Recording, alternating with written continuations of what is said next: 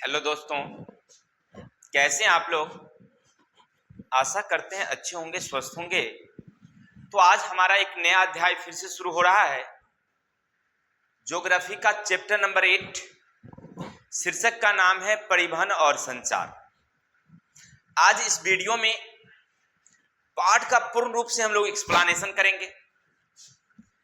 अगर आप class 12 2025 Bihar intermediate की परीक्षा देना चाहते हैं तो आपके लिए चैप्टर बहुत ही महत्वपूर्ण है। अब कहिएगा क्यों महत्वपूर्ण है, तो समझिएगा। जैसे पहले हमारे जीवन का एक महत्वपूर्ण तीन चीज थी, तीन आवश्यक, रोटी, कपड़ा और मकान। ठीक उसी तरह से आज के समय में व्यापार, संचार और परिवहन तीनों साधन महत्वपूर्ण है। अगर व्यापार को पर्याप्त करना है यानी आर्थिक दृष्टि को पूरा करना है तो आपके लिए व्यापार चाहिए, और व्यापार का पूरक है संचार और परिवहन। तो इस चैप्टर में हम लोग पहले परिवहन पढ़ेंगे, फिर संचार के बारे में पढ़ेंगे। क्लियर। मूल रूप से ज्यादा तो हमें संचार परिवहन के बारे में ही पढ़ना है, थोड़ा सा पार्ट संचार के बारे में पढ़ना है। तो करना क्या है सुनिएगा। देखिए, इस चैप्टर में हम लोग मूल रूप से पढ़ेंगे कौन कौन चीज, ध्यान रखिएगा। तब मूल रूप से हम लोग पढ़ेंगे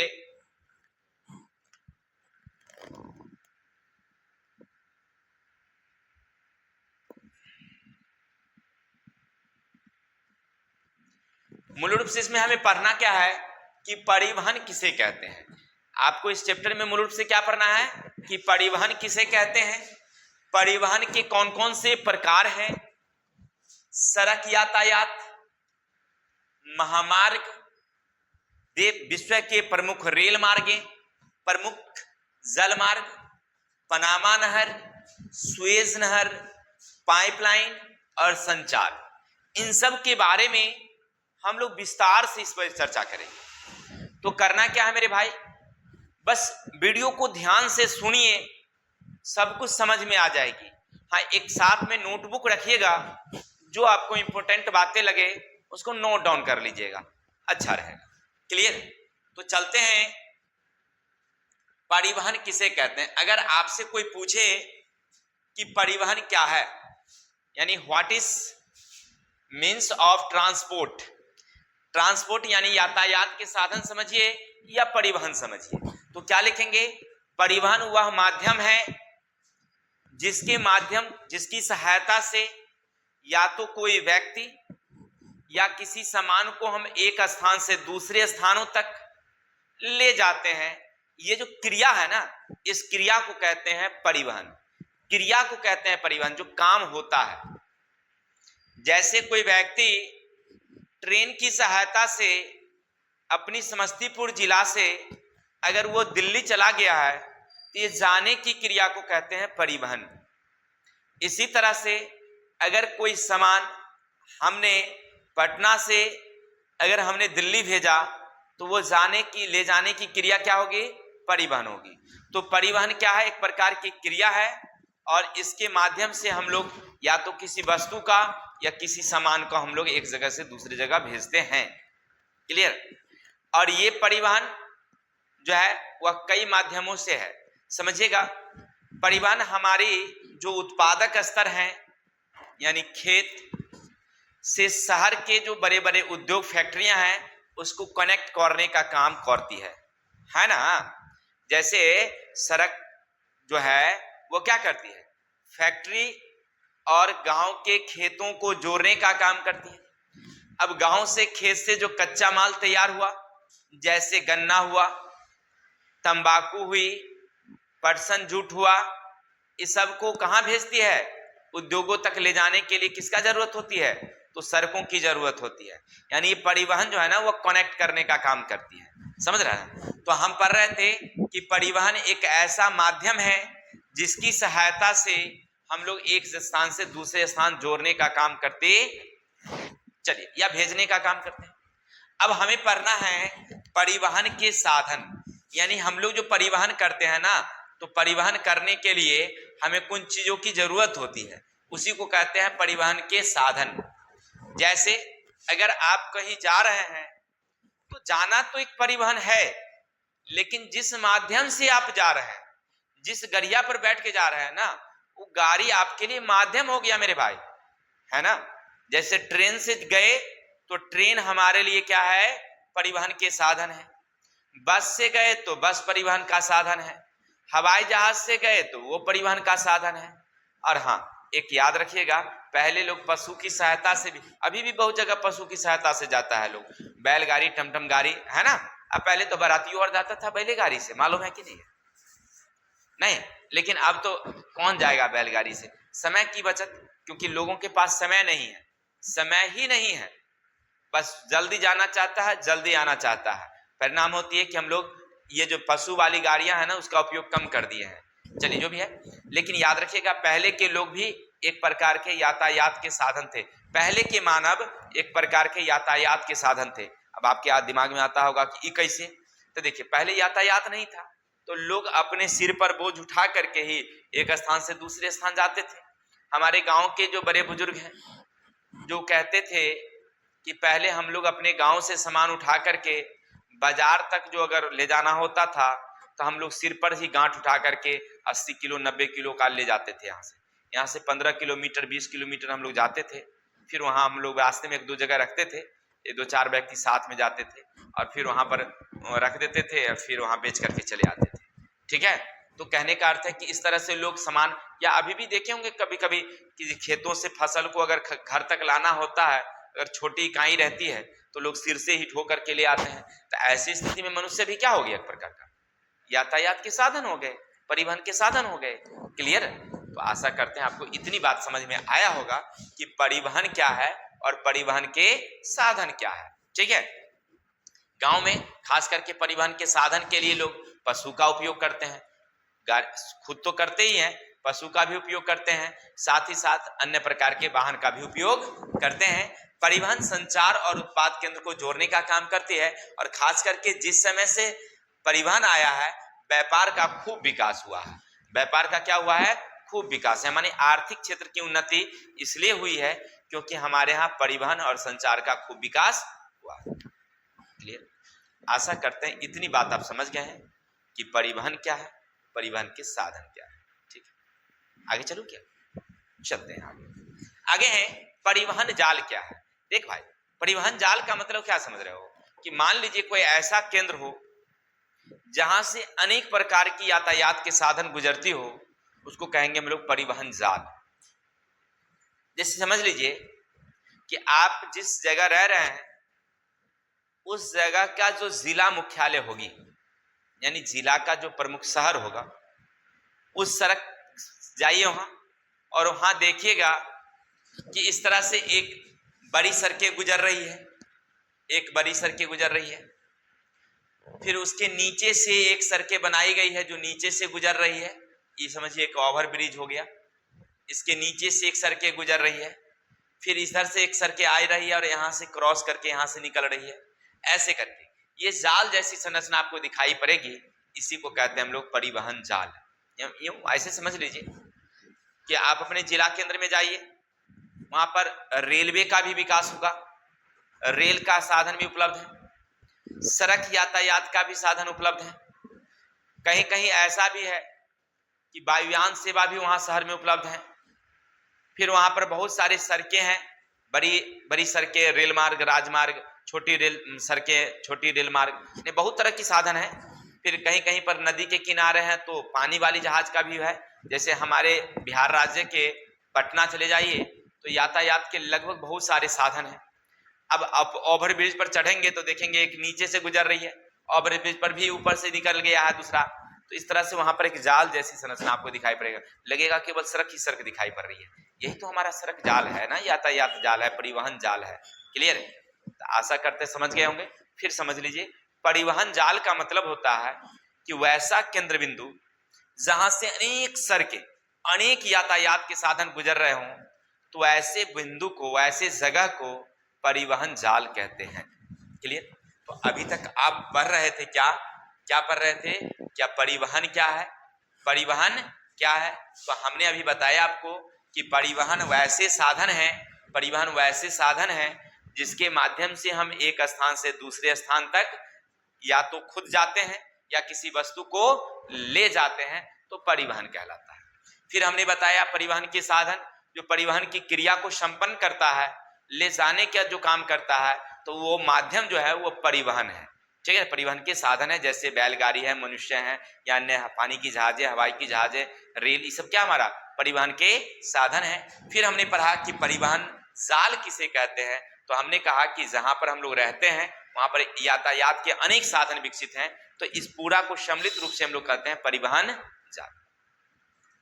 आशा करते हैं आपको इतनी बातें समझ में आ गया होगा कि परिवहन जाल क्या है। अब चलते हैं, हम लोग पढ़ेंगे सड़कों का परिवहन के प्रकार। यानी सड़क पर जब हम चलते हैं ना, तो अनेक प्रकार के परिवहन की चीजें हमें दिखाई पड़ती हैं, और उन परिवहनों में मूल रूप से याद रखिएगा, सड़क परिवहन हम यात्रा करते हैं, जल मार्गों का यात्रा करते हैं, रेल मार्ग का यात्रा करते हैं, फिर हवाई जहाज का यात्रा करते हैं। इसके अलावे धरातल में एक पाइपलाइन भी है, इसका भी हम लोग यात्रा करते हैं। तो हम लोग इस चैप्टर में इन सब के बारे में बारी बारी से हम लोग अध्ययन करेंगे। सड़क परिवहन के प्रकार की अगर बात करेंगे तो सड़क परिवहन में सड़क परिवहन तो हो ही जाएगा, यानी कि जो हम लोग धरातल पर जब चलते हैं ना, मिट्टी के ऊपर इस पर सड़क बना करके, तो उसमें रेल मार्ग भी आ जाता है। फिर हम लोग वहीं से उड़ान भरते हैं तो हवाई जहाज उसी में आ जाती है, और उसी नदी के ऊपर जल चलती है तो वह सड़क परिवहन में भी आ जाता है। और साथ यानी कि परिवहन के प्रकार समझिए इसको, परिवहन के प्रकार। और इसके अलावे हमारे पाइपलाइन भी इसी के अंतर्गत आते हैं, लेकिन ये सब जो है ना वो अलग है और ये अलग है। ये सभी साधन जो देख रहे हैं वो एक दूसरे के पूरक है, एक दूसरे के पूरक है। अब आपके दिमाग में आता है कि सर ये क्या पूरक है, हम नहीं समझे। चलिए समझिए कि अगर किसी जिला मुख्यालय में, किसी राज्य में अगर केवल सड़क परिवहन है तो रेल परिवहन प्रभावित होगी। रेल परिवहन उतनी विकसित, माने सड़क परिवहन उतनी विकसित नहीं होगी जहां रेल नहीं है। अगर रेल भी वहां पर है तो सड़क का भी खूब विकास होगा। हवाई जहाज है तो सड़क और रेल सबका विकास होगा, फिर हवाई जहाज का भी विकास होगा। अब समझिए, मान लीजिए हमने अपने जिला मुख्यालय में एक हमने हवाई अड्डा बना दिया, क्लियर। अब यहां पहुंचने के लिए जो हमारी सड़कें थी वो सड़कें की व्यवस्था नहीं है, तो लोग कैसे उड़ के आएंगे यहाँ, फिर यहां से कैसे जाएंगे कहीं। इस जगह से सड़क का परिवहन व्यवस्था है ही नहीं, तो क्या इसका विकास होगा? इसका विकास नहीं हुआ, क्योंकि लोग यहाँ से आएंगे तो फिर निकलेंगे कैसे, फिर यहाँ पर चढ़ेंगे नहीं तो जाएंगे कैसे, नहीं।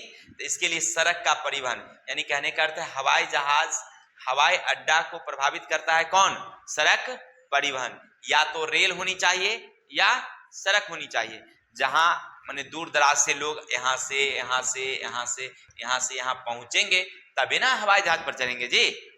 चलिए ठीक, दूसरी बात ले लेते हैं। अगर मान लीजिए यहाँ पर हमारे रेल स्टेशन हमने बना दिया, रेलवे स्टेशन, और सड़क परिवहन है ही नहीं, तो कैसे लोग यहाँ पर जाएंगे आएंगे, क्लियर। तो इसके फिर आने जाने के लिए जैसे गांव से हमको स्टेशन तो जाना ना होगा, तो इसके लिए सड़क का होना जरूरी है ना। तो अर्थात कहने का अर्थ है कि सब एक दूसरे के पूरक हैं, क्लियर। अब कहेगा सर अगर मान लीजिए सड़क परिवहन है, रेल नहीं रहेगा तो सड़क को कैसे, समझिए। मान लीजिए हमारे यहाँ सड़क का प्रबंध है, यहाँ सड़क का प्रबंध है, और रेल यहाँ हमने लगाया है, रेल हमने यहाँ लगाया है। अब यहाँ आने के लिए लोग इस सड़कों का उपयोग कम करेंगे, जो मेन सड़क होगी जो उसका ज्यादा उपयोग करेंगे, है ना। यानी कहने का अर्थ है कि जिस क्षेत्र में जहां रेलें होंगी तो वहां से आने जाने के लिए उससे जो कनेक्ट मेन सड़कें होंगी उस सड़क का ज्यादा विकास होगा, और जो उस रेल को कनेक्ट नहीं करती होगी उस सड़क का विकास क्या होगा? कम होगा, उसमें लोग कम जाएंगे। क्योंकि हमको अगर जाना होगा रेलवे स्टेशन तो हम जो सड़क नहीं कनेक्ट होती है उसको क्यों करेंगे, जोड़ेंगे क्या। जैसे मान लीजिए अब आपके जिला का मुख्यालय का जो केंद्र है, अगर वहां हमें जाना होगा तो जो सीधा सड़कें होंगी उसी से न जाएंगे, किसी गली से होकर तो नहीं जाएंगे ना। यानी कहने का अर्थ है कि रेल या सड़क या हवाई जहाज जो भी है यातायात के साधन सब एक दूसरे के क्या हैं? पूरक हैं, एक दूसरे को क्या करती है? प्रभावित करती, क्लियर। इतनी बात आप समझ गए होंगे कि हमारे सड़क परिवहन और सभी एक दूसरे के क्या हैं? पूरक है। आगे चलते हैं।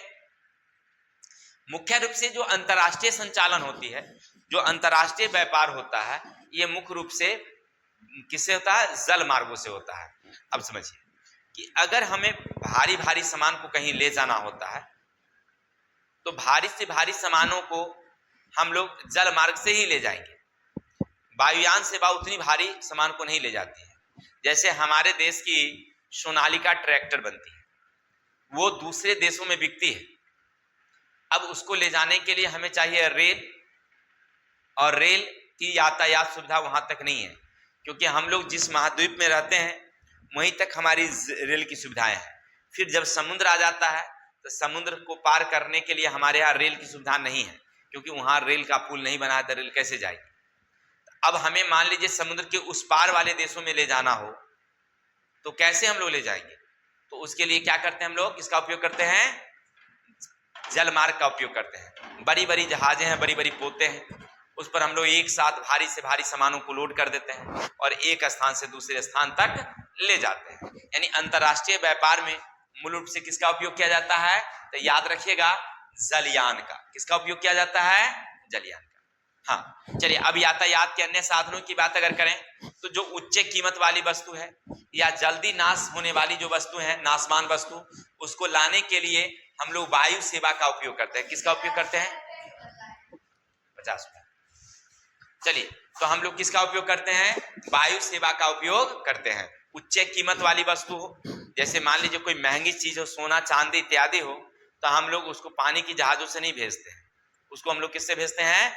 हवाई की जहाजों से भेजते हैं। या जो जल्दी नाशवान चीज है, जो 1-2 दिनों के अंदर, 4 दिनों के अंदर खत्म होने वाली हो या ज्यादा आवश्यक चीज है, तो उसको हम लोग किससे भेजते हैं? वायुयान से। क्योंकि वायुयान एक ऐसा सेवा है जो यातायात का सबसे तेज साधन है। अगर अमेरिका में कोई वैक्सीन बनी है और भारत को आज की जरूरत है तो किसकी सहायता से आएगा? वो वायुयान की सहायता से आएगी, क्योंकि यातायात का एकदम बहुत बड़ा साधन, तेज साधन है। और हमें वैक्सीन आज या कल चाहिए, तो हम अगर पानी की जहाज से भेजेंगे तो कम से कम कितना दिन लग जाएगा? 10 दिन 15 दिन लग जाएगा, रास्ते में ही रह जाएगी। तो फिर कैसे होगा? तो इसके लिए हम लोग क्या करते हैं? वायुयान का उपयोग। तो याद रखेंगे, यातायात के सबसे महंगे, सबसे तेज और सुरक्षित यातायात का साधन अगर कोई है तो वो कौन है? हमारा वायुयान। क्लियर? तो आशा करते हैं इतनी बात आप समझ गए होंगे। चलते हैं अब सड़क परिवहन के बारे में थोड़ा सा हम लोग पढ़ते हैं कि सड़क परिवहन क्या है। सुनिएगा, जब धरातल पर ही, माने एक स्थान, जो धरातल है हमारी भूमि, इसी पर हम लोग एक स्थान से दूसरे स्थानों तक किसी वस्तु को लाते ले जाते हैं, तो इसको कहते हैं हम लोग सड़क परिवहन। इसको क्या बोलेंगे हम लोग? सड़क परिवहन। प्रारंभिक जीवन में यातायात का विकास नहीं हुआ था, तो व्यक्ति खुद सामान को एक स्थान से दूसरे स्थान तक ले जाते थे या विभिन्न प्रकार के पशुओं का उपयोग करते थे सड़क पर ले जाने के लिए, और अलग अलग देशों में अलग अलग पशु का उपयोग करते थे, वो आगे देखेंगे। फिलहाल समझिए परिवहन में क्रांति आई। कब क्रांति आई? तो याद रखिएगा, जब 1825 ईस्वी में एक जेम्स वाट नामक वैज्ञानिकों ने इंग्लैंड में जब वाष्प इंजन का आविष्कार कर दिया, वाष्प इंजन की जब खोज हुई, उसके बाद तो समझिए कि तो यातायात के क्षेत्र में क्रांति आ गई। सबसे पहले हमारे इंग्लैंड में एस्कॉट टाउन, याद रखेंगे, एस्कॉटन तथा डार्लिंगटन, ये 2 जगह हैं, इन्हीं के बीच में सबसे पहले रेलें चली थी। दोनों मिलाकर 6 रुपये। चलिए, तो सबसे पहले कब कहाँ चली थी? तो 1825 में इंग्लैंड के एस्कॉटन और डार्लिंगटन के बीच में सबसे पहले रेलें चली थी, जेम्स वाट द्वारा चलाया गया वाष्प इंजन। इसके बाद तो समझिए परिवहन के क्षेत्र में काफी उन्नति हुई। हमारे भारत में भी 1853 16 अप्रैल को मुंबई से थाने के बीच चली थी, वो आगे हम लोग पढ़ेंगे। फिलहाल इतना समझ लीजिए कि हमारे भारत में सबसे पहले कब चली थी रेल? 1853 में, जब हमारे देश के गवर्नर जनरल कौन थे? लॉर्ड डलहौजी। तो उन्होंने मुंबई से थाने के बीच 34 किलोमीटर की रेलें चलाई थी। लेकिन हम पढ़ रहे हैं अभी 1825, इंग्लैंड में सबसे पहले जेम्स वाट ने रेल इंजन का आविष्कार किया, और उसके बाद जो है ना आगे क्रांति आ गई। सबसे ज्यादा क्रांति तब आई जब किसका आविष्कार हुआ? आंतरिक दहन इंजन, यानी डीजल इंजन, पेट्रोल इंजन जब आई ना, तो गाड़ी की तो एकदम होड़ लग गई, इतनी गाड़ियां होने लगी, लोग यातायात के अधिक से अधिक साधन का उपयोग करना शुरू कर दिए, क्योंकि हर लोग चाहता है कि जल्दी जाएं और जल्दी आए, और इसके लिए क्या हुआ, अधिक से अधिक स्पीड वाली गाड़ियां बनना शुरू हुई। कब? जब अंतः इंजन यानी अंतः दहन वाले इंजन जैसे पेट्रोल इंजन और डीजल इंजन का आविष्कार हुआ, तब इसकी क्रांति आई। इसके बाद देश में परिवहन की सुविधा और बढ़ने लगी। तो पूरे देश में अगर रेल की बात करें तो याद रखिएगा 13 लाख किलोमीटर में रेल सड़कें का विकास हुआ है।